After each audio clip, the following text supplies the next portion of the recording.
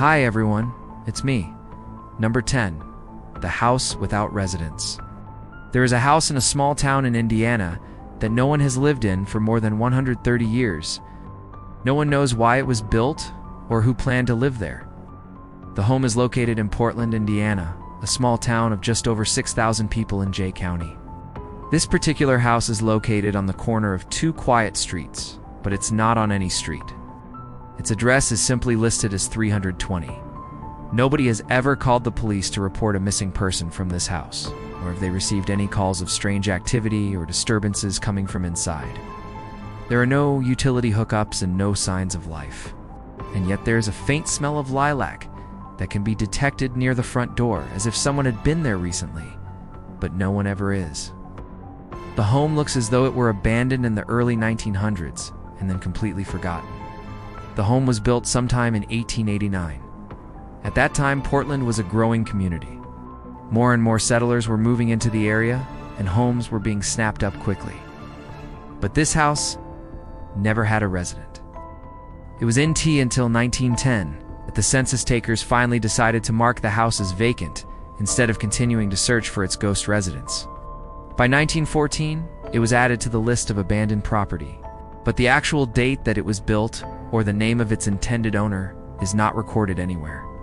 Over the decades, the house has fallen apart. Paint has peeled away from the wooden panels on the front door. Shutters hang off their hinges. The porch has collapsed. Ivy grows up the side of the building, and tree roots crack the pavement.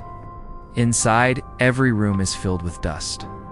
Cobwebs hang from the corners of the ceiling. Wallpaper peels away from the walls in large sections. Some of the wallpaper dates back to when the house was first built.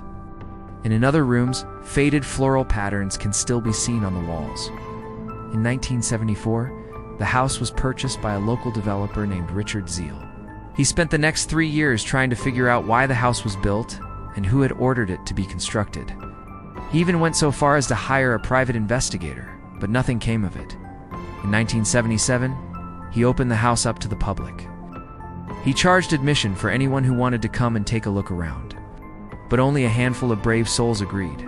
The place looked like it could collapse at any moment, and the rest of the town seemed to agree. They didn't want the liability. The place was torn down in 1979, and now all that remains of it is a faint smell of lilac on an otherwise windless day. No 9, the secret keeper.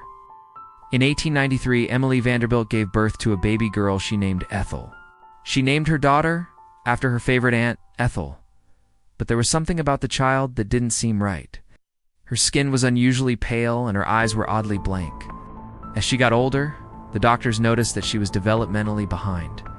At age 4, she couldn't speak, although she did know how to use the toilet. Then when she turned 5, her parents sent her away to a special institution for children with special needs. Emily visited her often, but she always felt a sense of dread as she approached the building. There was a locked room at the end of a long corridor that she was never allowed to see. One day she asked her husband, Cornelius, what was behind that door. He told her it was nothing and that she shouldn't worry about it, but Emily continued to worry. She visited the institution where her daughter was being kept 15 years, until she died in 1906. All the while, she never learned what was behind that door. In 1913, Cornelius died. His will stipulated that his widow should receive half of his estate as well as access to the locked room. Upon learning this, Emily immediately traveled to the institution to find out what secrets her late husband had been keeping. But she wasn't able to get into the room. The staff said the key was lost and refused to let her in. Eventually, the staff let her open the door. Behind it, she found a padded cell with restraints bolted to the floor. Someone had been locked up in there against their will, and Emily was determined to find out who. She hired a researcher to dig through old records, but nothing turned up. She even put advertisements in newspapers asking for information, but nobody knew anything. Emily became obsessed with uncovering the truth. After she died in 1940, her nephew inherited her wealth as well as her obsession. He, too, scoured records, spoke to relatives, and put out feelers. Finally, he found someone who remembered the locked room. According to the staff at the institution, the room had once held a patient. but she was released before World War II. It was likely Cornelius had kept secret the identity of the woman, because he didn't want her past to ruin his wife's peace of mind. Emily had succeeded in solving her mystery after more than 30 years, but it came at a great cost. She had become so fixated on finding the truth that she neglected her health. She developed stomach cancer and died believing that she might actually be related to the woman she had kept prisoner for so long. Thanks for watching. Remember to subscribe if you haven't already. I'll see you next time. Bye.